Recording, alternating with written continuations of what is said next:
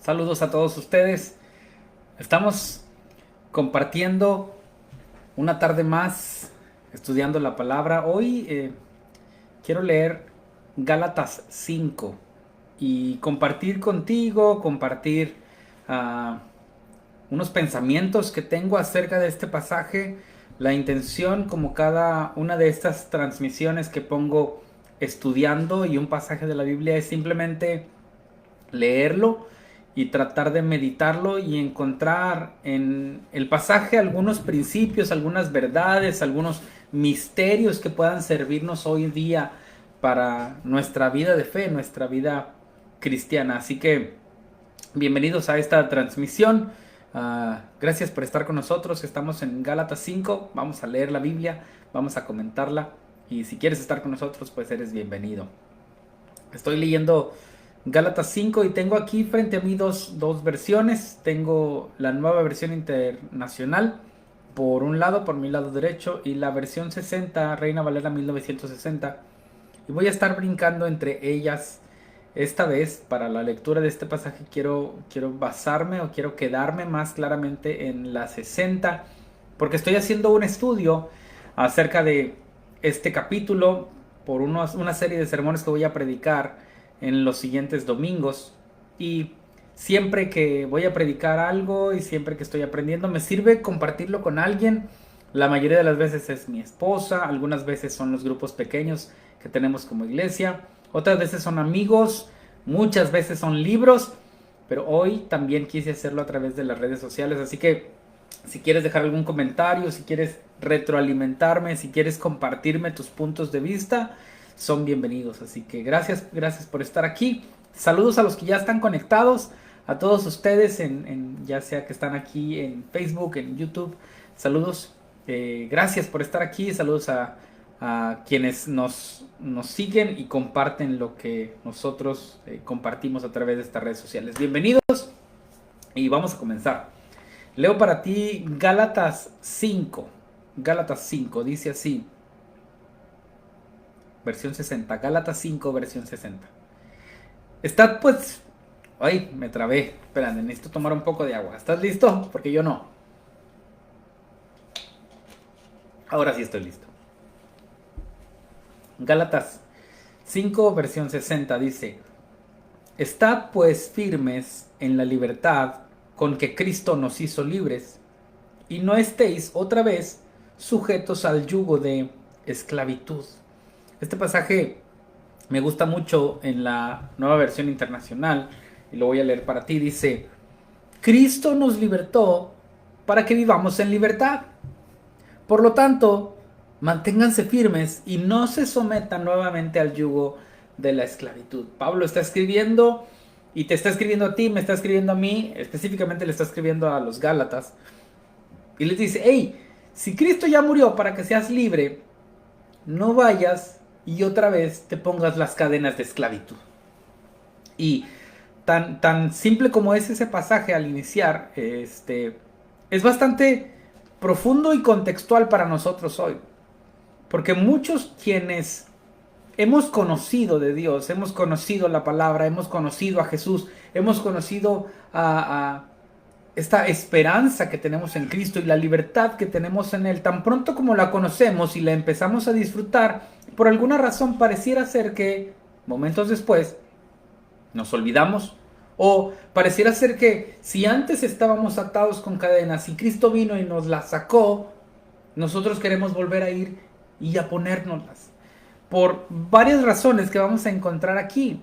Una de las frases que tengo en mente para esta serie de sermones que voy a predicar es que todo pecado es placentero, pero todo pecado tiene sus consecuencias. Este es un reto que yo hacía con los adolescentes cuando estaba más activo en el ministerio juvenil, o más bien más enfocado en el ministerio juvenil y sobre todo en adolescentes, porque yo les hacía saber que ningún pecado que cometan en el momento les va a hacer sentir mal. Realmente la mayoría de los pecados, o todos ellos, podría atreverme a decir, y puedes ayudarme, retroalimentarme, para eso es esta transmisión, son placenteros al momento, pero todos ellos traen una consecuencia. Y entonces cuando entendemos o tenemos conciencia de pecado gracias a que conocemos a Jesús, a su palabra, uno dice, wow, esto es nuevo y nos sentimos libres, pero luego pareciera ser que anhelamos el mismo placer que nos hacía sentir el pecado y nos volvemos otra vez esclavos del mismo pecado. Bueno, déjame continuar porque solo estoy en el verso 1. Regreso a la versión 60. Dice, he aquí yo, Pablo, os digo que si os circuncidáis, de nada os aprovechará Cristo. Y otra vez testifico a todo hombre que se circuncida, que está obligado a guardar toda la ley. El apóstol está escribiendo a una iglesia en Galacia. Y varias de las cosas que están ocurriendo en las iglesias que Pablo escribe, a quienes Pablo está ministrando a través de cartas o a través de su presencia, pero luego los dejó y ahora solamente se mantiene en contacto con ellos a través de cartas, es que están siendo retadas muchas personas a cumplir con los rituales, con los ritos, con las formas, con las estructuras que tenía el pueblo de Dios para poder ser creyentes. Y es interesante, diría aún hasta nuestros días, es un cuento pareciera ser de nunca acabar.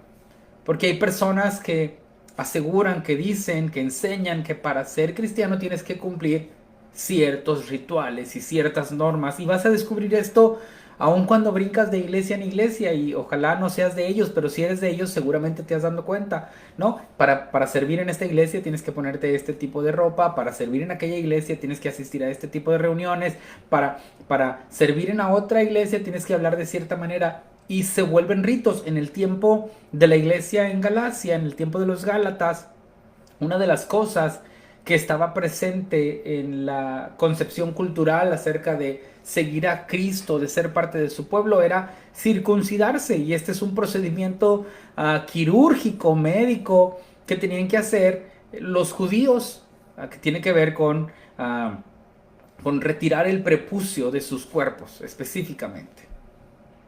Y entonces, estos nuevos creyentes que ahora son gentiles, que no pertenecen al pueblo de Dios, han creído en Jesús, han escuchado el mensaje, han comenzado a vivir en la palabra, pero están siendo retados por costumbres y por personas a circuncidarse. Y es bueno, está bien, qué bueno que creas, qué bueno que sigas, qué bueno que aprendas, pero también tienes que empezar a hacer esto. Y específicamente para los gentiles les dice, hay que circuncidarse. Y Pablo les manda un recordatorio bastante fuerte a ellos y a quienes les dicen, hey, sí tienes que cumplir con este ritual. Dice, de nada va a aprovechar la circuncisión. Perdón, que si Cristo, lo leo mejor para no confundirme, si se circuncidan, la muerte o el sacrificio de Cristo de nada va a ser provechoso. Ahora, no lo tomes como una contradicción, sino es como dejar de creer en el sacrificio, que el sacrificio que Cristo hizo fue suficiente. Y entonces considerar que, oh, sí es cierto, pero para ir al cielo también necesito hacer esto otro.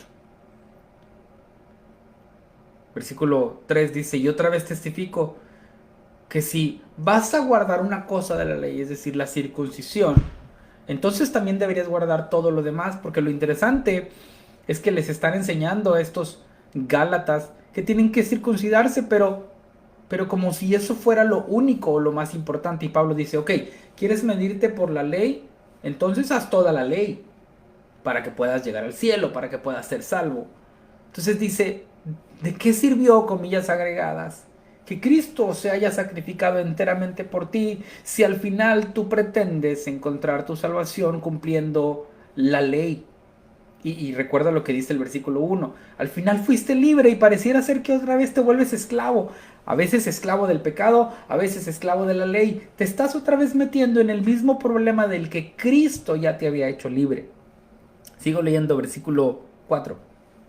De Cristo os desligasteis, los que por la ley os justificáis.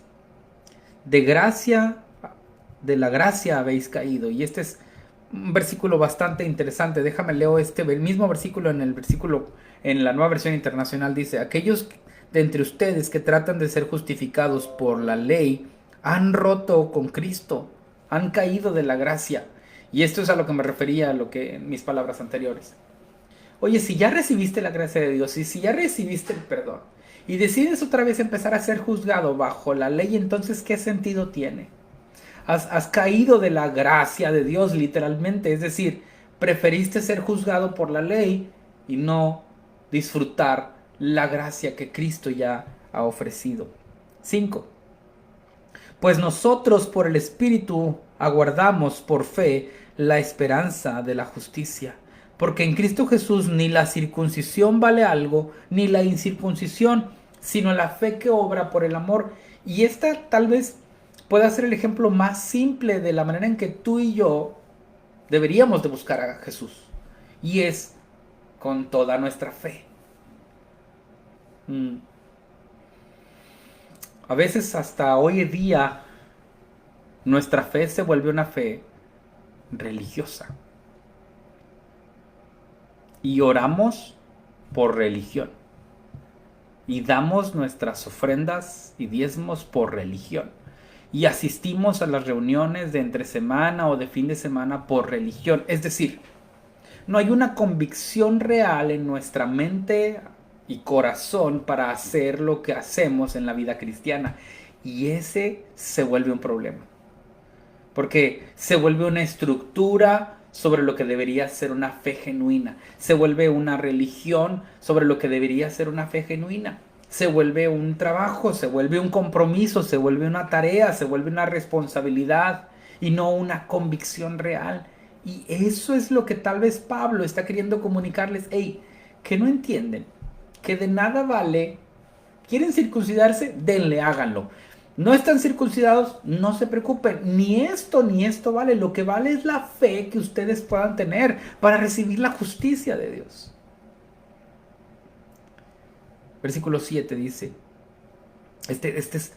yo siento que Pablo en esta carta y en este capítulo específico está viendo a sus hijos, a los Gálatas como a sus hijos y dice, vosotros corríais bien. ¿Quién os estorbó para no obedecer la verdad? Es decir, lo estaban haciendo bien, amigos de Galacia.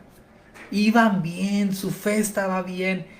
¿Qué se pusieron a escuchar o en qué ideas cayeron que ahora están siendo desviados de una fe genuina, de una fe verdadera, que ahora depende de circunstancias, de procedimientos, de estructuras? Y luego se pone más intenso. Pablo dice, esta persuasión no procede de aquel que os llama. Y esto es algo bastante fuerte, es una voz bastante dura. Dice, esto que les están convenciendo, aunque pareciera ser bueno, realmente no procede de Dios. Porque todos esos trámites, todas esas ideas de cosas que ustedes tienen que cumplir, realmente no proceden de aquel que los está llamando. Y en el versículo 9 viene una frase que es muy importante para ti, para mí y para la vida de la iglesia. Dice, un poco de levadura leuda toda la masa. Y esto necesitamos considerarlo porque a veces cualquier pensamiento negativo, cualquier cosa que se acerque y que ponga en tela de duda o que te ponga, sí, a dudar, esa es la palabra, de tu fe con Dios, de la fe genuina con la que has decidido seguir a Cristo, eventualmente va a empezar a crecer y a crecer y a crecer. Por eso no debes de dudar de la fe que recibiste la primera vez que conociste o que escuchaste de Dios. No deberías tener dudas de eso. Y te estaba hablando hace unos segundos atrás acerca de una fe genuina.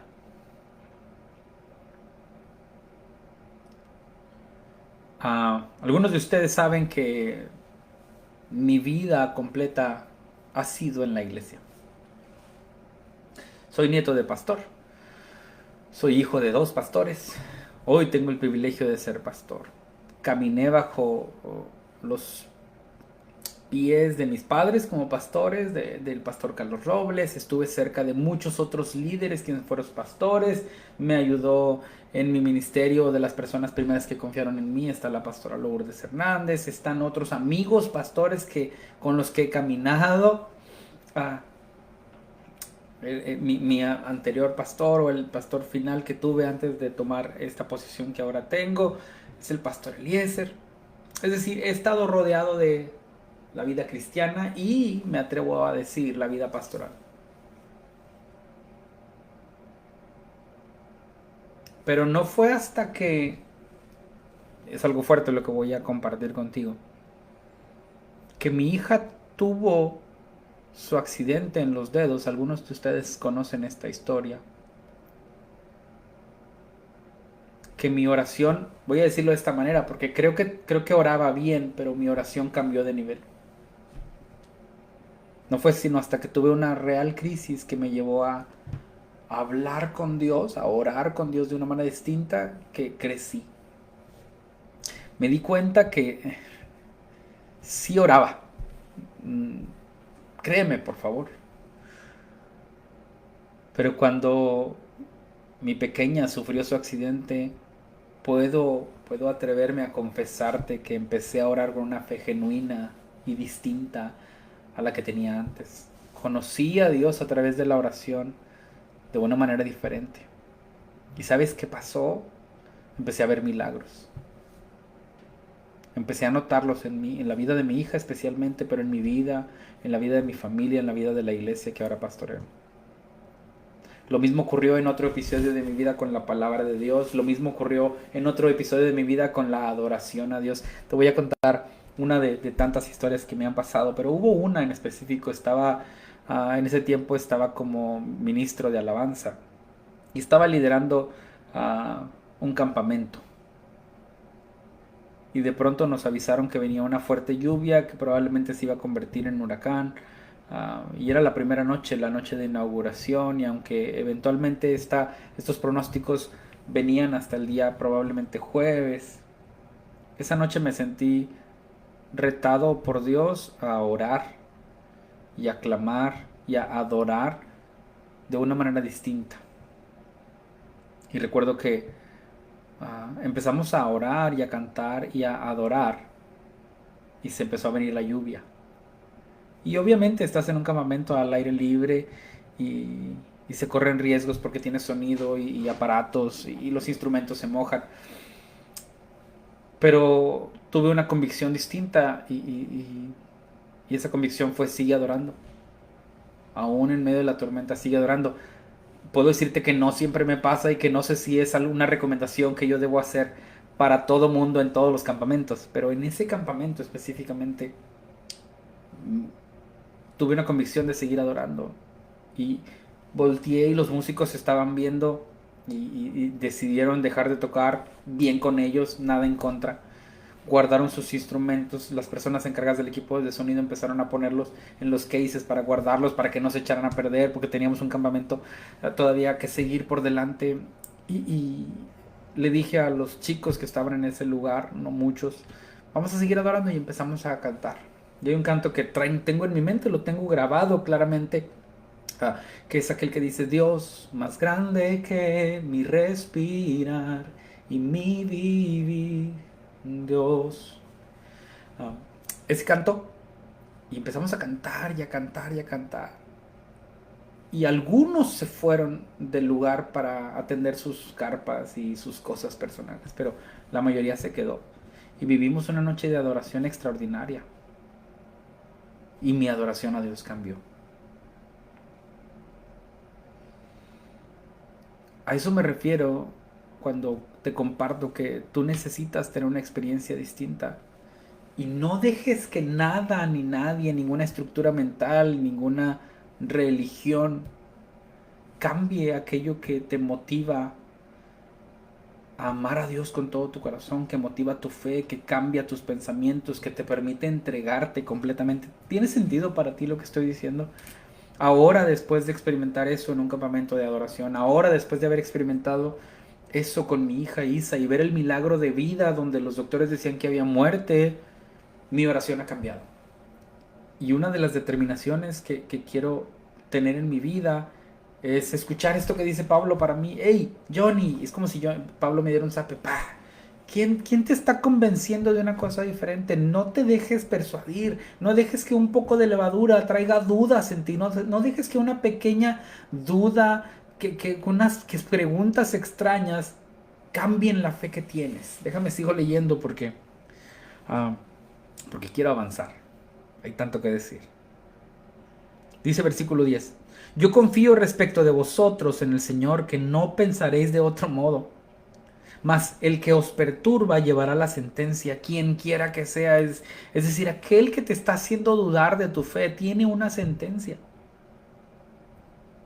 Y yo, hermanos, si aún predico la circuncisión, ¿por qué padezco persecución todavía? En tal caso se ha quitado el tropiezo de la cruz. Y luego dice un pasaje bastante duro, ¿no? Versículo 12. Ojalá se mutilasen los que os perturban. Pablo dice, no entiendo a estos que hablan acerca de circuncisión, si yo todavía puedo enseñarla, si algunos la tienen, otros no la tienen. El chiste es que esta gente, por querer cumplir ritos, no está contento con nadie. Yo que predico eso, me quieren perseguir. Ustedes que no lo están ejerciendo, los quieren perseguir. La gente religiosa nunca va a estar contenta con nadie.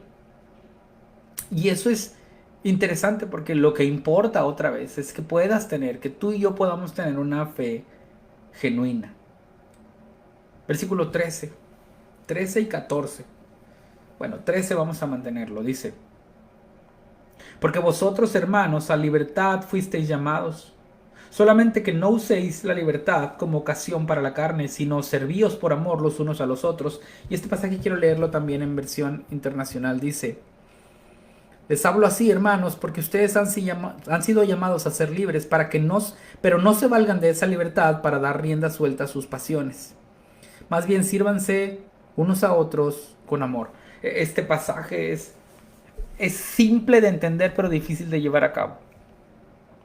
Pablo les está diciendo, hey, ya son libres, pero tampoco se aprovechen de otros con esa libertad que ustedes tienen.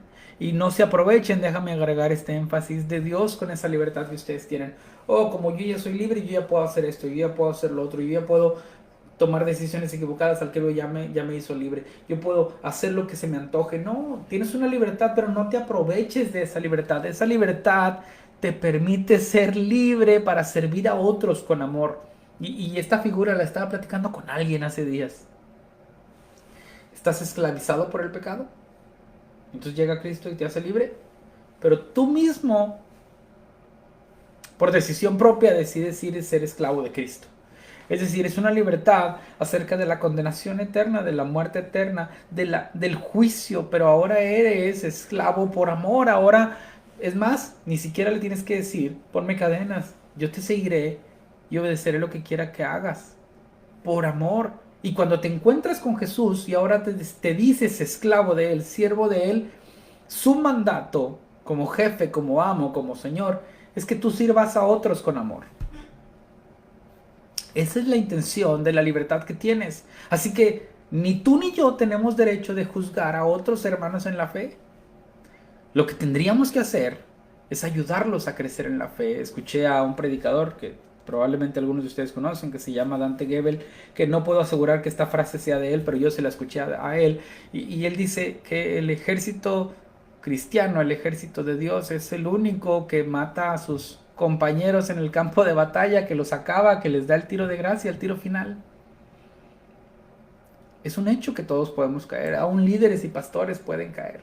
Seguramente conoces a alguien que ha fallado. Tu labor no es terminarlo, sino levantarlo en amor.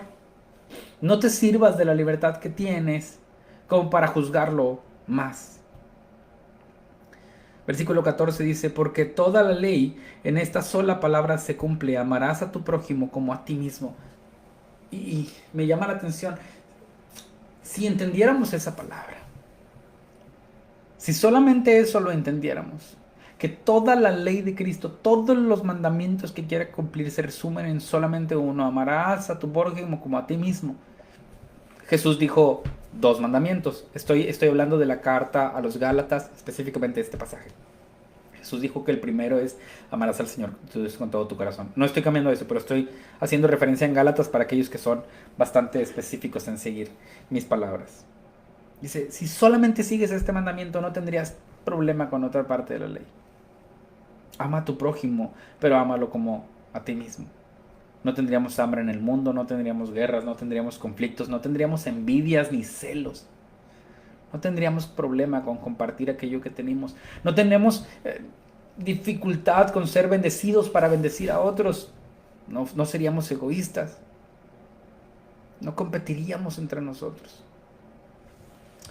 Versículo 15. Pero si os mordéis y os coméis unos a otros, mirad que también no os consumáis unos a otros. Dice Pablo, si a ustedes les gusta molestarse y lastimarse, tengan cuidado, no vayan a terminar destruyéndose.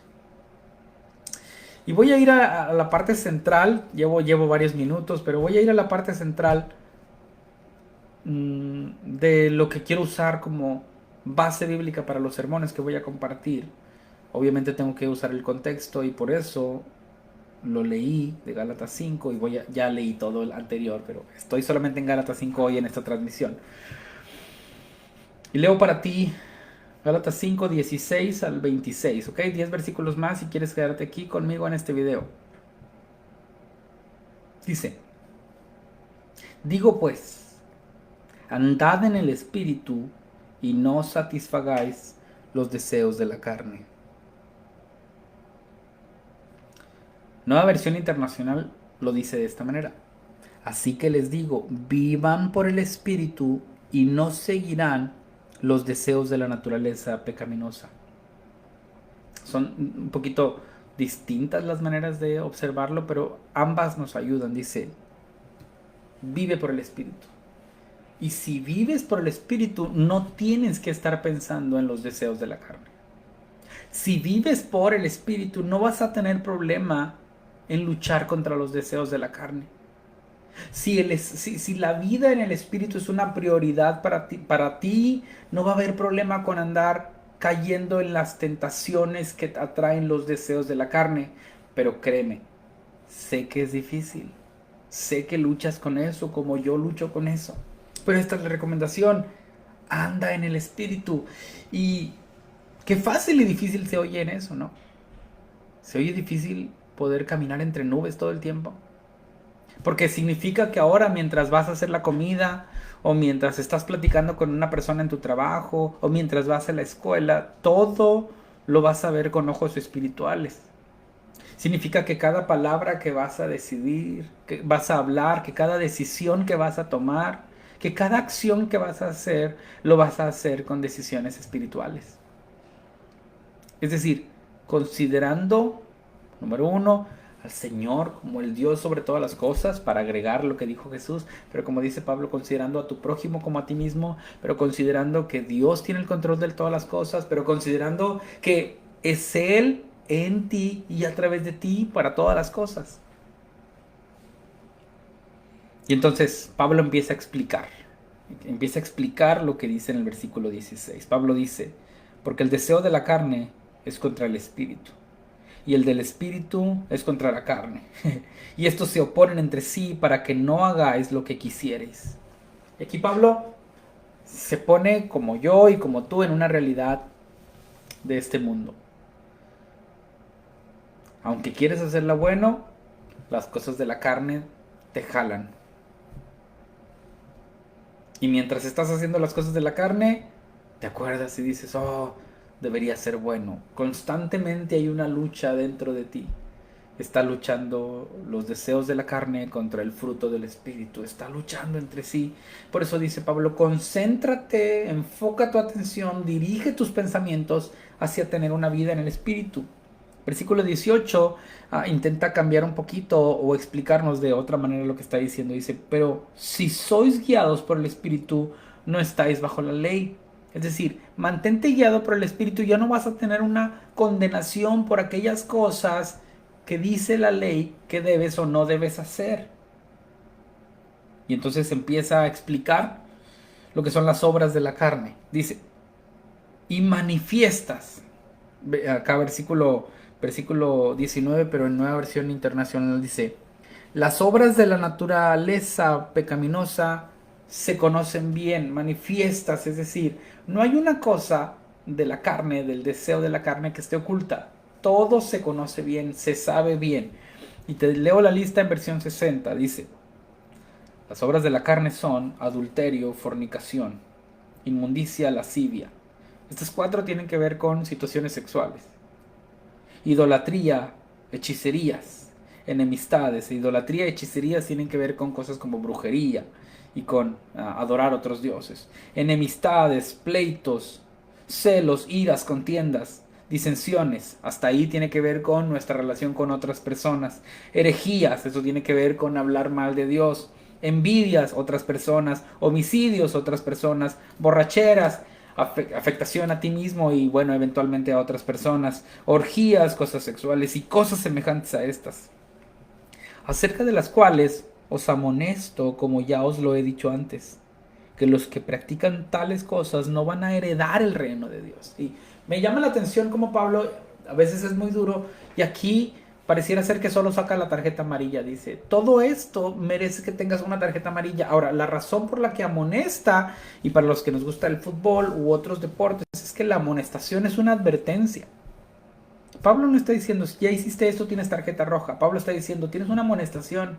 Y ten cuidado porque si sigues en esto, eventualmente lo que vas a perder es el reino de Dios. Vas a perder la heredad del reino de los cielos.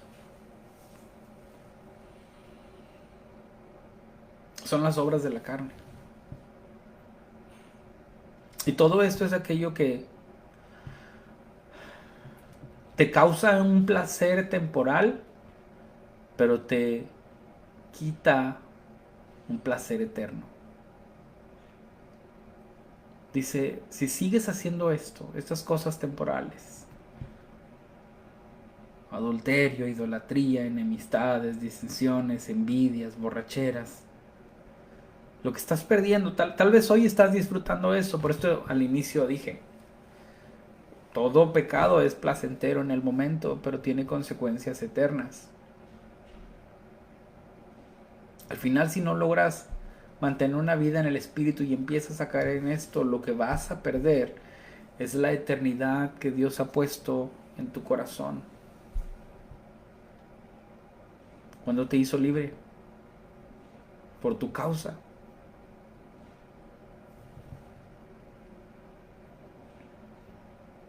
Dice Pablo, versículo 22, más el fruto del Espíritu. Y una de las cosas que debemos mencionar claramente es que es un fruto, un solo fruto el que produce el Espíritu. Y un solo fruto tiene distintos sabores, distintos matices, distintos colores. Dice así, el fruto del Espíritu es amor, gozo, paz, paciencia, benignidad, bondad, fe, mansedumbre, templanza. Cuando empiezas a acercarte a Cristo, tienes esta valentía de empezar a vivir una vida en el Espíritu, el Señor va a empezar a germinar, a producir en ti un fruto, que eventualmente, por eso me gustó decirlo así, tiene diferentes colores y sabores, aunque es un solo fruto. Y uno de esos colores y sabores es amor.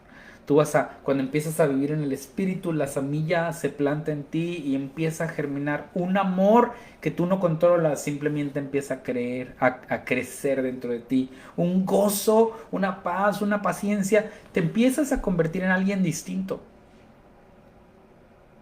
Porque empieza a suceder de dentro hacia afuera, no es algo que buscas, no es algo que persigues. Lo que tienes que perseguir es vivir en el Espíritu, es encontrar al Señor, es disfrutar su salvación, es que Él more dentro de ti y que siembre esa semilla del fruto, para que eventualmente conforme vas creciendo, empiece a darlo, empiece a germinarlo, empiece a compartirlo y puedas, más bien, otros puedan cosecharlo. Este es un punto muy importante de lo que voy a predicar eventualmente.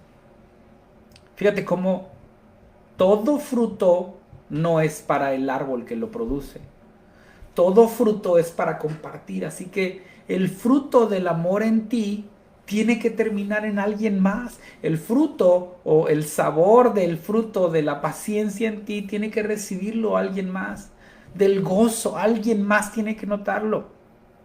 la paz, la paciencia. Otros se tienen que dar cuenta de este fruto que hay en ti, el fruto del Espíritu en ti, debe disfrutarlo alguien más. Y Pablo termina diciendo, contra estas cosas no hay ley, no hay nadie que se vaya a oponer. No hay ninguna ley que vaya a poder ir en contra o a enjuiciarte si tú tienes el fruto del Espíritu. Y termino con estas 3 pasajes. Pero los que son de Cristo han crucificado la carne con sus pasiones y deseos. Pasaje número 1 para terminar de 3. Si eres de Cristo, deberías junto conmigo, deberíamos esforzarnos por crucificar tus propias pasiones y tus propios deseos en la cruz de Cristo, con Cristo. Versículo 26, consejo número 2. Si vivimos por el Espíritu, entonces andemos también por el Espíritu. Es decir, que no sea solamente algo de palabras. Si decimos que vivimos en el Espíritu, entonces caminemos en eso cada día, cada semana, en cada tiempo.